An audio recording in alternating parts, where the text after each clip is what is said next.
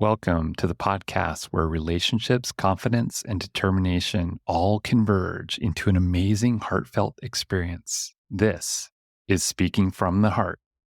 Welcome back to episode 22 of Speaking from the Heart. Today we have an interesting guest, Charlie Liebert.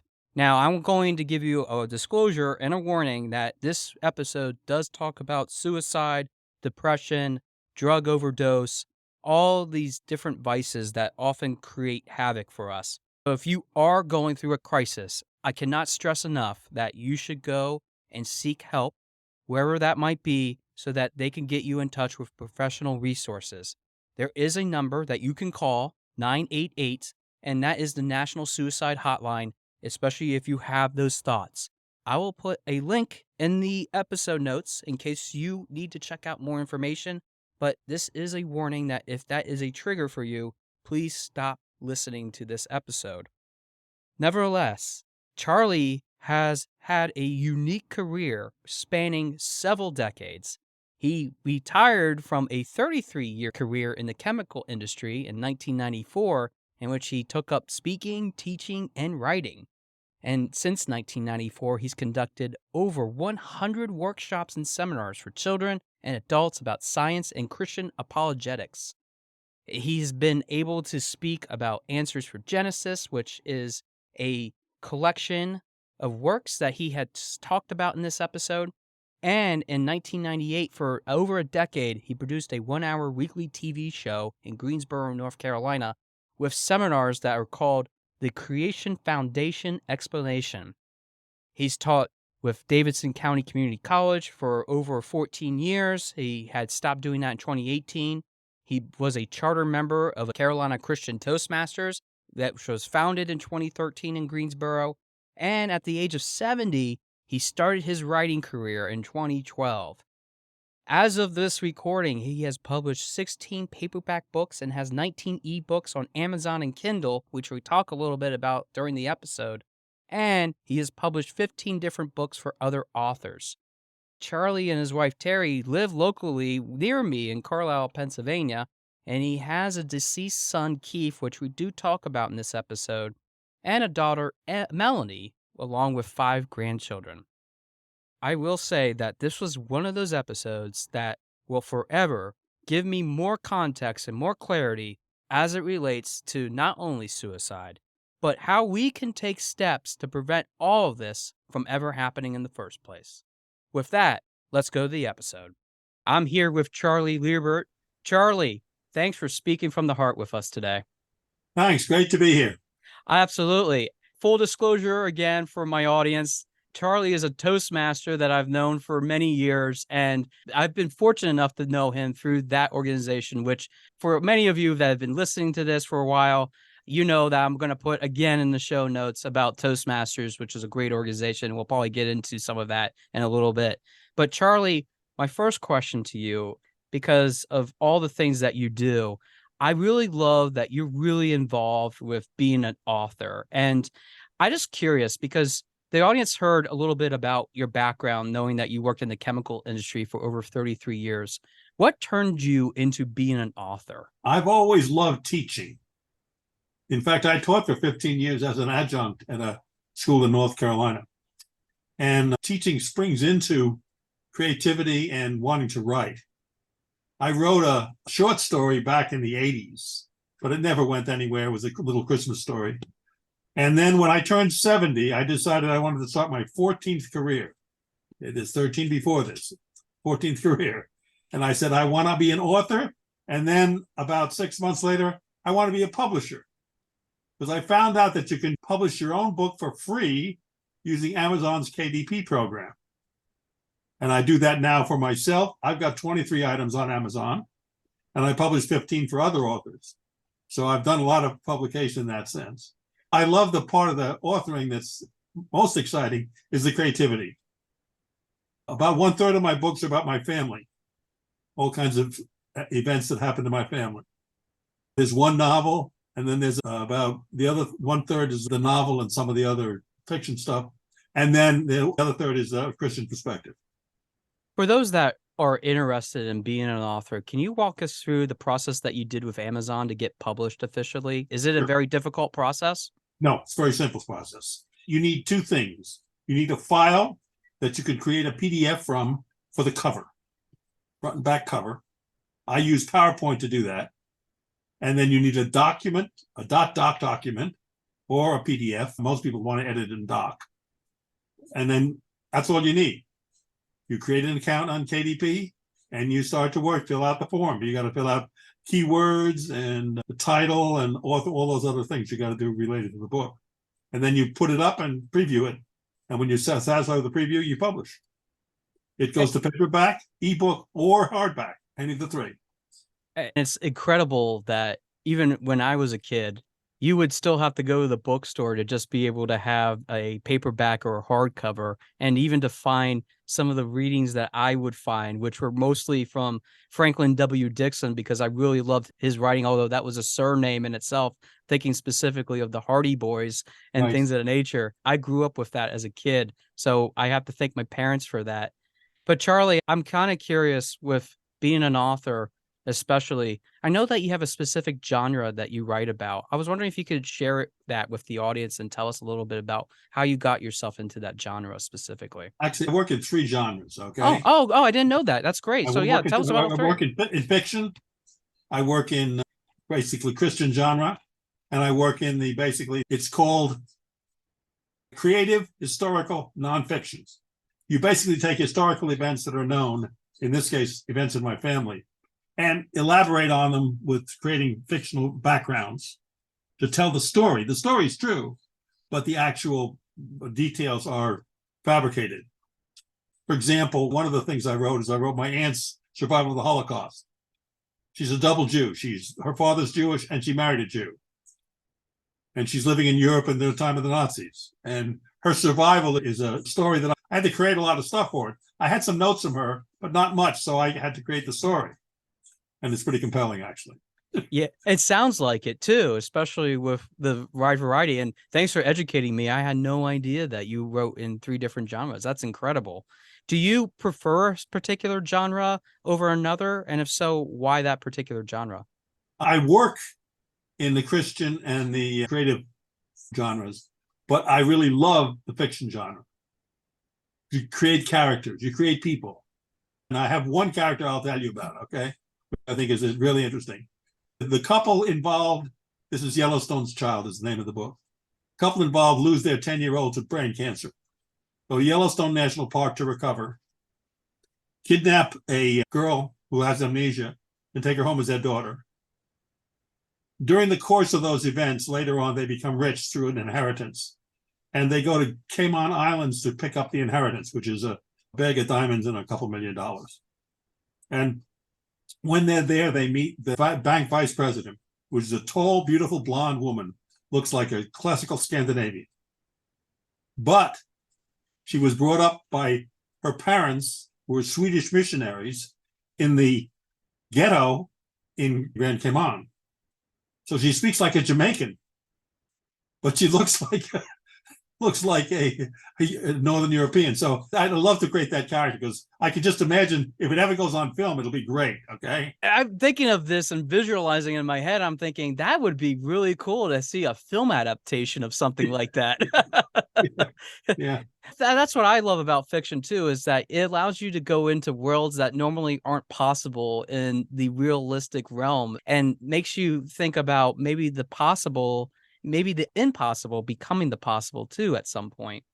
But not to dwell on authors and what you've done, I know that you've had some television experience, and I'm wondering if you could elaborate a little bit about what you did for 10 years. I love that you did this, and I'm not going to spill the beans. I kind of did already with letting the audience know, but I want you to kind of go in depth a little bit about it for us. Okay. I retired at age 53. I'm 80 today. I've been retired for 30 years. Anyway, but when I retired, I went to work for Answers in Genesis, which is a ministry, for about a year. And then I went off on my own, doing my own workshops and seminars. I did workshops and seminars on Bible and science all over the southeastern U.S. for homeschool groups and churches and Christian schools. And when I did that, I took video cameras with me, 2 cameras. and filmed everything I was doing. And what I would do is I came back to Greensboro, and then each week I would take some of the video that I produced from the last couple times I was out and put together a 1-hour TV show.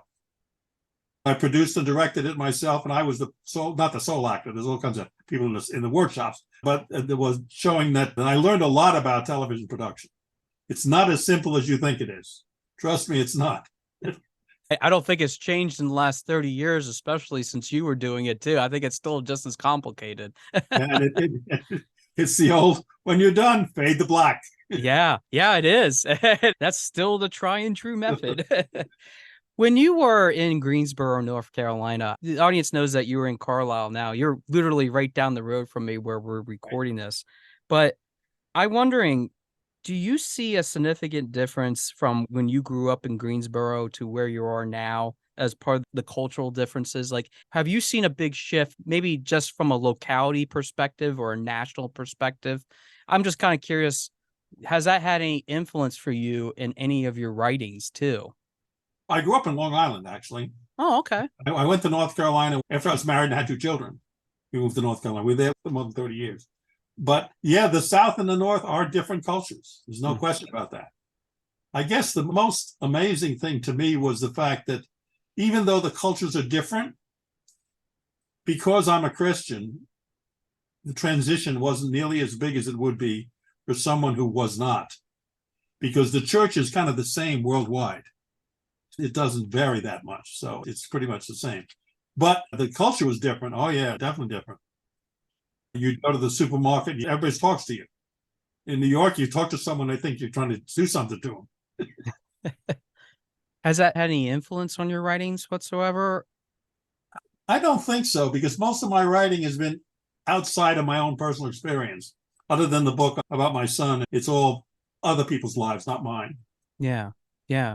I know that for many people, they get the influences from basically any personal experience. It might have been some sort of adaptation or things of that nature. But nevertheless, Charlie, I know that you have really laid out a lot with your Christianity and being able to stay firm with that, especially with the things that you have worked on. And I'm wondering, can you tell us a little bit of how you became one? Yeah, sure. I went to a Methodist church with my parents all through my youth. At about 16, I was sitting in the Methodist church, listening to a sermon on the evils of alcohol. And I sat there, looked around me. Everyone around me had been to the yacht club the night before and consumed huge quantities. And I said, this is nonsense. Makes no sense to me at all. I walked out. By the time I was in my early 20s, I was a hardcore atheist. I would sit in a bar and argue why there could be a God. And one of the reasons for that is because I had a best friend. His girlfriend died of cerebral hemorrhage, and he took his own life. Wow. That kind of blew me out. That was it. When Dorothy died, I just kind of gave up entirely on any religious aspect at all. Okay, get married, 2 children, move to North Carolina. Everybody goes to church. My wife, who is ex-Catholic, now Protestant, but she says, I'm going to church. So she goes to the Episcopal church in town. I decide, well, why not? I'll go with her. And it was fun. There were lots of good social events, and I didn't pay much attention to what was happening. Then one of my friends, whose life was quite different, and I know now why, I didn't know then. But Frank said, I'm taking on treat weekend. We're going to go away with a bunch of men for a weekend. It started on Friday morning. We went out Thursday night. Friday morning, the guy came out and gave a little talk. 3 questions. What's your purpose in life? What does life mean? And where you going? I couldn't answer those questions. And I knew I couldn't answer those questions. I wrestled with that all weekend, troubled, to the point almost of becoming, in a sense, depressed. It was just like, I can't answer those questions. And with my aggressive personality, you want to answer them. Yeah, I went in the chapel on Saturday night, March 20th, 1977, got down on my knees and said, God, if you're real, I surrender. And God, true to his word, took my life. I came back to Greensboro. My wife looked at me as I walked into the room with her, and she said, what happened to you? There was a visible difference. I have no idea what it was, and she can't describe it. But she said, I knew something had happened. 3 months later, she would be converted also. Wow. And that would begin to change everything. When you see people, even today, that are struggling with their faith or struggling with purpose, especially when it comes to who is in control of all of this.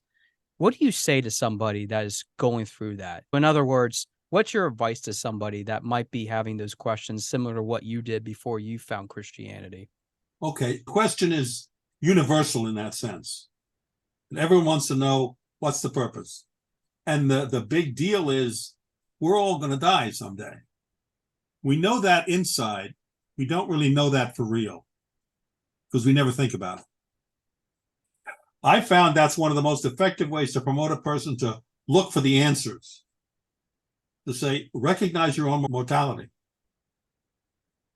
I know for me, trying to figure that out is sometimes even a struggle for myself. And I've let my audience know in previous episodes about that struggle and knowing that finding that purpose sometimes means being able to understand first who you are, but you know that there's also other opportunities out there if you're willing to accept that too. For many people, Christianity is that. And I totally respect that, Charlie. And I really resonate with that because I want to go into something that's really personal. And I know we talked about before this episode that I know has probably had a profound impact and tested you with that. For my audience, Charlie's son had passed away a few years ago, Keith. And Charlie, could you tell us a little bit about the circumstances surrounding Keith's passing Now, away? let me just talk a little about my son. Sure. He Please was do. 51 when he died. And his life was a series of bad decisions and missteps, if you will. He was married 3 times, none of which were successful. He was in adulterous relationships in all those cases. In high school, he was bullied, and we had to deal with that to some extent. There was all kinds of issues there. So his personality was such that he was somewhat depressive. He went in the military. He was in the military for 19 and a half years. He was in the Wow. Coast Guard first, and then later on in the Utah National Guard. And a year ago, March, which is almost 18 months, the 2 policemen showed up in my office, in my home at 6:30 in the morning and asked to come in, and then told us that my son had taken his own life. Oh, I'm sorry. The 3rd marriage was coming to an end, and he was having an affair with, if you will, a 19-year-old. And he Wow. was 51 years old. In my Christian faith, what do you do with that? I mean, that's a big deal. Mm-hmm. And I recognized immediately, and this is the Spirit's prompting now, I recognized immediately I had the Job decision to make. You got 2 choices here. Run to God and seek his help, or curse God and die, which was Job's wife's advice was. And I decided to run to God. So I did. And as a result of that, my wife and I wrote the book. The book is called Suicide's Aftermath, 3 Griefs More.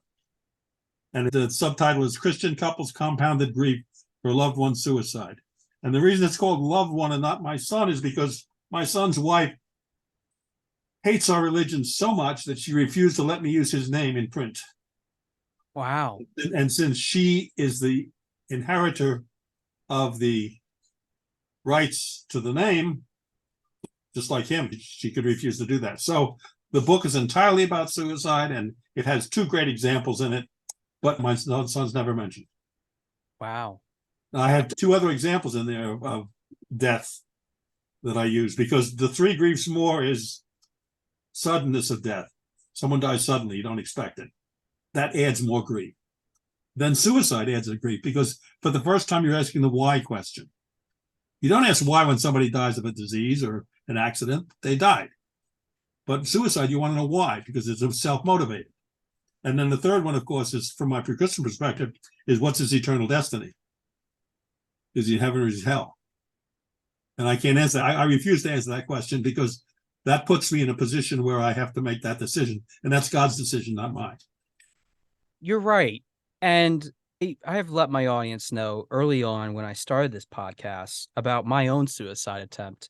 And thank God I didn't finish it, because I wouldn't have been able to meet people like you, Charlie, that have grieved and have been able to redeem that grief through works like that. And I just want the audience to know, in the show notes, I'm going to put a link specifically to Suicide's Aftermath, so that if you like to purchase it, feel free to do so, because I think that it's really important to understand this and pay some attention to it, especially if you don't know, especially the signs that relate to it.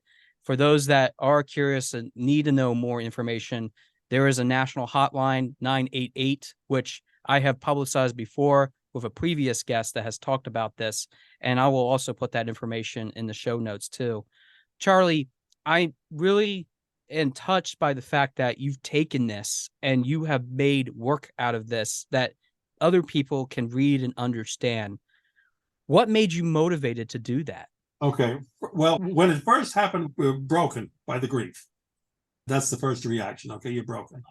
I would wake up at 2 o'clock in the morning, sit on the side of my bed and cry. I'd weep. I decided I had to deal with that. And the book has it inside. I developed what I call my music therapy.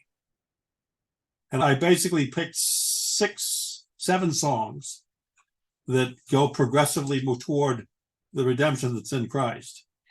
It starts off with something you'll really be shocked at. Okay, it starts off with the Les Mis song, Master of the House. You know that song? Yeah, I've heard it. It's been a long time. And the reason I chose that one first is because I want to recognize my position. I have no position with God in that sense. It's by his grace alone. Mm. It starts there and it is finished by the Gaithers and it ends with because he lives. Because he lives, I can face tomorrow. Because he lives, all fear is gone. That's where the faith came back powerfully. And then the book that's out today has 1 chapter added a year later. I wrote a chapter a year later, which I had one more piece of music I added to it. Because I found that was very helpful. I'd sit on the bed and weep for a couple minutes, and then I'd put on my headphones, pick up my iPhone, and just play through that series of songs. And by the time I was done, I'd have the strength to go back to sleep and know that God's still in control. First off, I know I said it earlier, but I agree with you knowing that even if Keith was, well, I shouldn't say if.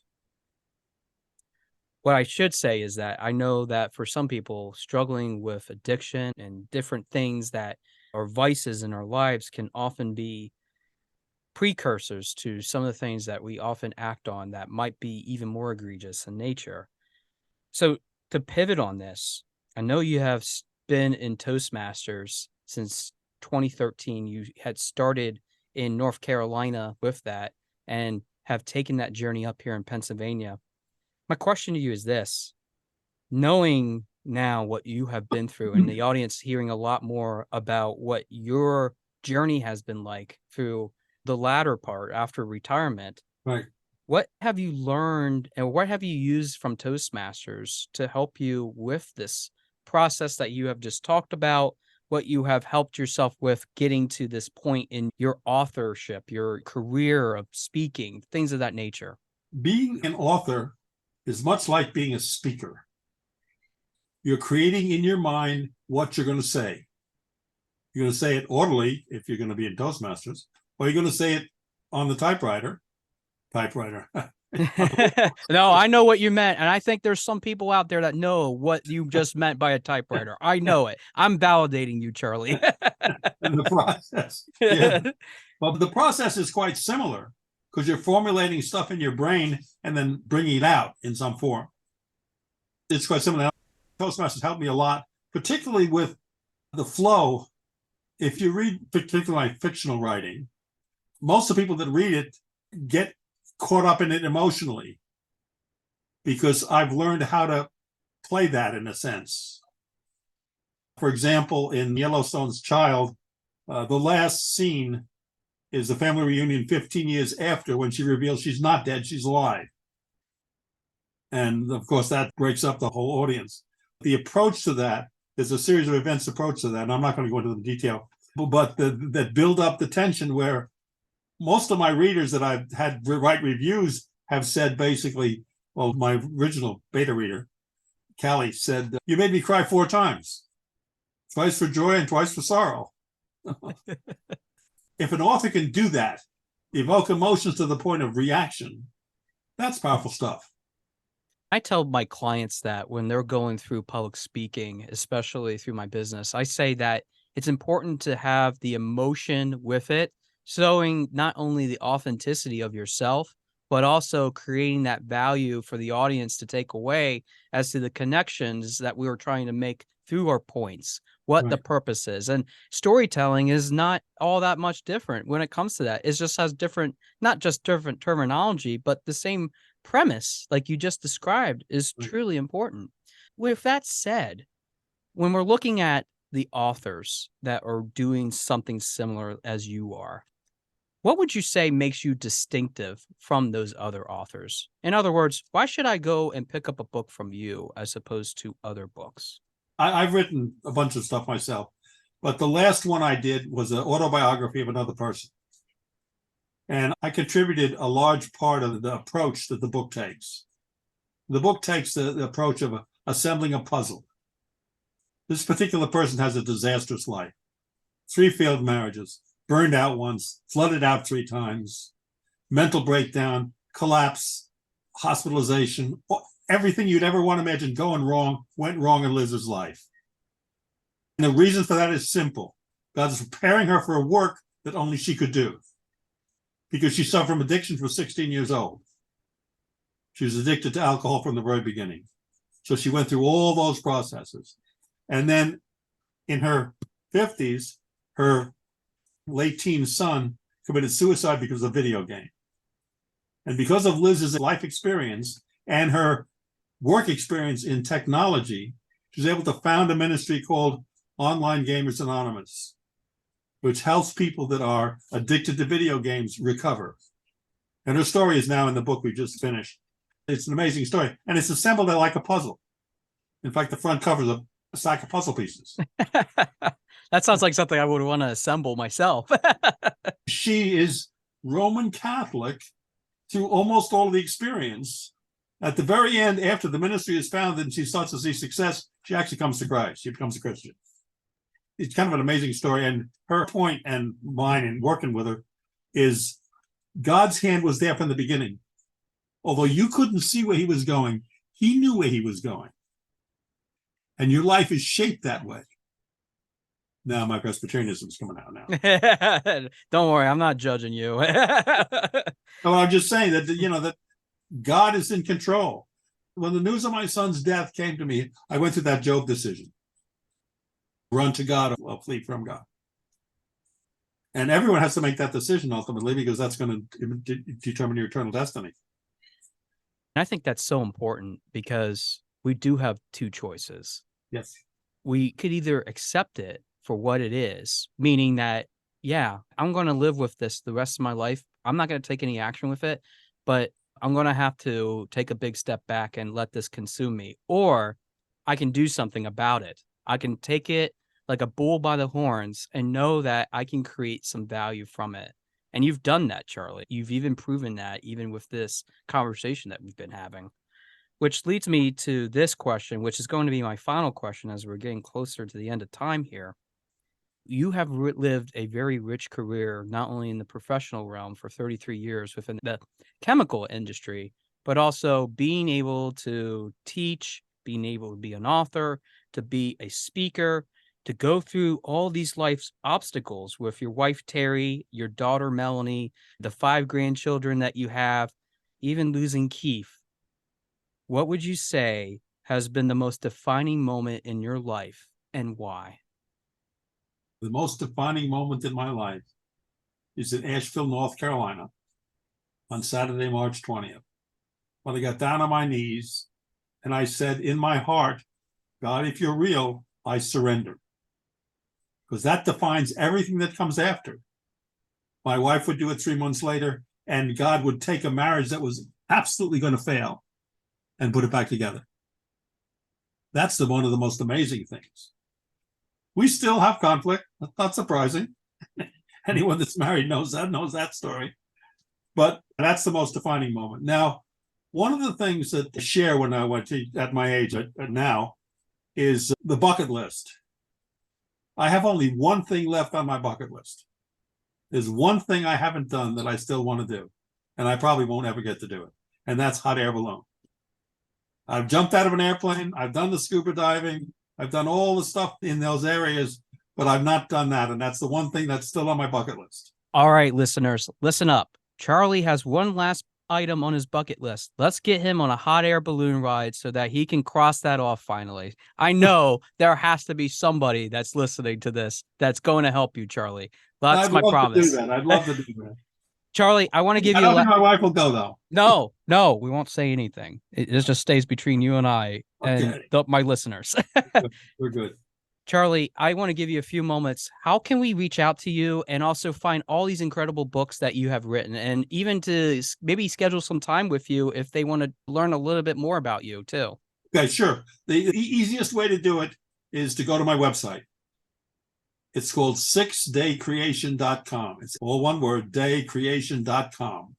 All my books are listed there, and all the books I publish for other authors. Everything is there. You just go through it and look for whatever you want. Search the site. The site is very rich. It has all my YouTube. I've got about 40 items on YouTube, visual things from my seminars.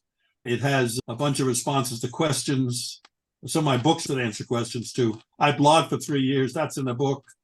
I mean, there's all kinds of stuff out there to look at. But if someone has a question, okay, the best thing to do is to contact me directly by email. And that's charlie@6daycreation.com. It's CHARLIE, Charlie.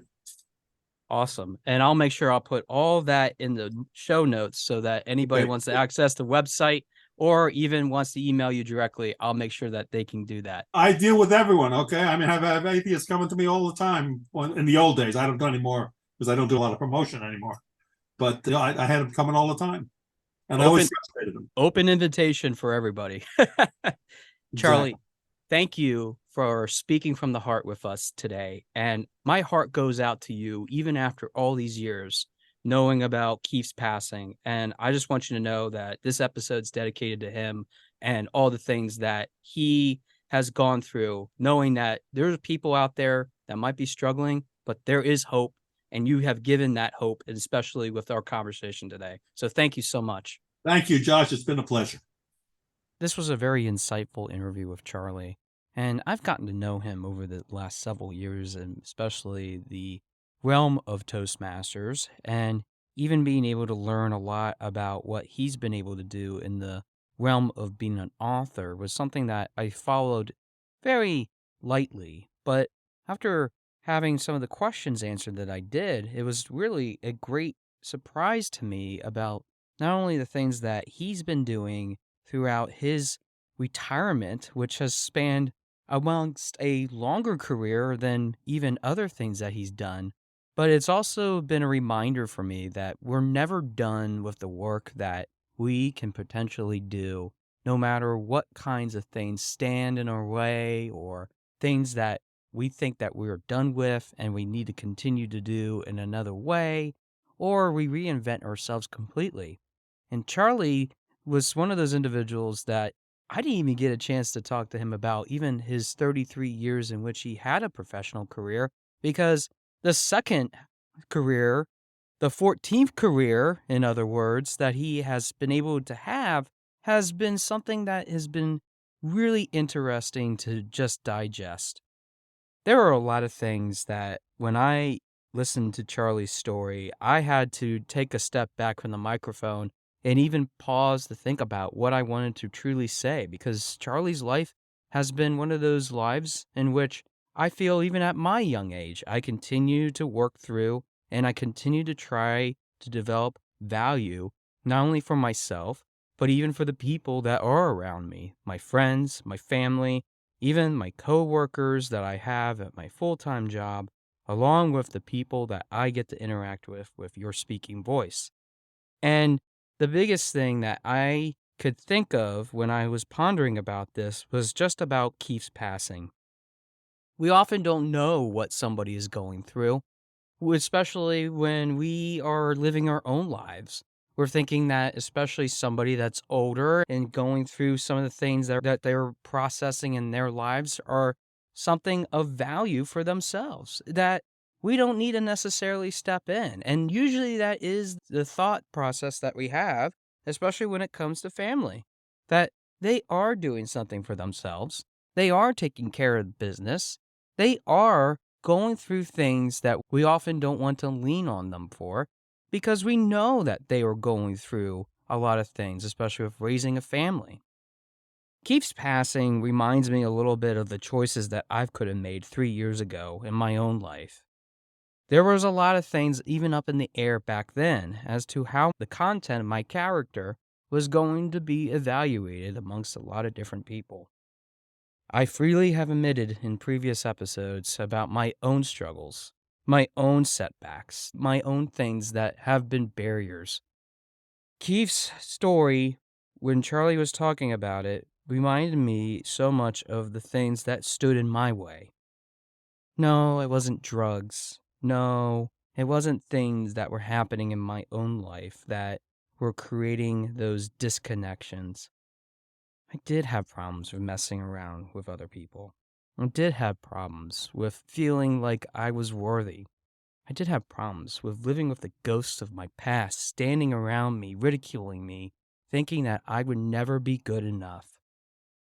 Something clicked with me when Charlie said that he was saved back in the 1970s, in which he was talking about what that experience was, especially as Terry, his wife, was commenting on the ways in which Charlie could make his own mark in this world. And I have to say that we all write our sheets of music, and if you caught on to what Charlie was saying about even some of the things that he was writing about and incorporating some of that music as it relates to those various passages of time, I feel that we all have our own sheet of music that we are composing for ourselves. Are some of the tunes out of tune? Yes. Are some of the lyrics that we write up not make any sense whatsoever? Yes. Do we always have to go back and make sure that we have a seamless composition in which we can create value for each other and for ourselves? Yes. The biggest commonality in all of that is the ability to say, this is mine. This is my opportunity. And I know that for many of us, maybe you're not religious. Maybe you're going through the same process Charlie did before he found Christianity. Or maybe whatever religion of choice that you have.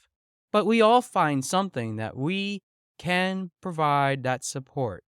And being that I'm an agnostic myself, going through some of those processes and thinking about what people can help me to become if I just believe and put trust in that higher power, I know that sometimes it can be very tough.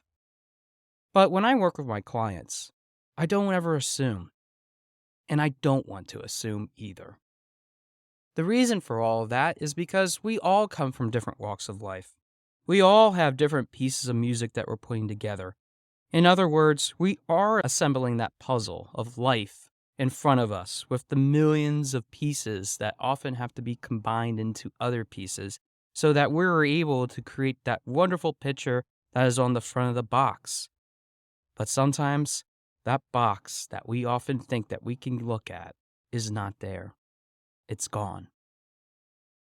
I think Charlie had that experience when Keith passed away. But he found something that gave me hope in my own life when it came to dealing with even the things that I have lost. And that is to bring awareness, to be able to start something that you can truly believe in, and that there is redemption through sin, through whatever vice that you've had, or even the things that you're doing right now. You can find a way in which to overcome. When I hit stop on the recording, Charlie and I talked a bit more about what some of the things are in his book, Suicide's Aftermath. And without getting into more detail, because I encourage all of you to go pick up that book, and I said to him I would myself because I was really interested in learning more about the various stories that he has and the various things that he wrote about. He mentioned a story about someone in the book that sometimes even when you have help, sometimes when that help is on the way, sometimes even then that can be too late. It's never too late, though. You have to find it in your heart. You have to find it in the strength of the things that you do to keep pushing forward. It's sometimes not the easiest path to walk on, and I know that for many of us, we want to give up. There isn't a time again, in which I wanted to give up in my own life. Maybe even give up on some of the things that I have been working on, even on a personal and professional level. But there's always been something deep inside of me that has told me, Joshua, you can do this. Don't quit. I don't know what that voice sounds like for you, and I don't know what that is that's in the back of your mind that's always pushing you and persevering you. I don't know what your motivation might be, but I know this much. Whenever we have the ability to make apples into apple pie, whenever we're able to make grapes into wine, whenever we are able to make hops and barley into beer, and all the different things that we have on this earth, it all takes time to make that final product of ourselves. It doesn't happen overnight. It doesn't happen the next day after that. It takes a process in which you can be whatever you want to be in your first iteration of your life, but it's never too late to go back to another part of your life, even if there's 14 tries to do it and counting. And I think Charlie has reminded all of us that no matter what it is, alcohol, sex, drugs, whatever the things are that are throwing you down into that depressive state, you know that you have it inside of you. And I know that there will be people waiting for you, just like me, on the other side, extending their hand, ready to help you no matter where you go. Because in this world, there is hope. Thanks for listening to episode 22 of Speaking from the Heart, and I look forward to hearing from your heart very soon. Thanks for listening. For more information about our podcast and future shows, search for Speaking from the Heart to subscribe and be notified wherever you listen to your podcasts. Visit us at www.yourspeakingvoice.biz for more information about potential services that can help you create the best version of yourself. See you next time.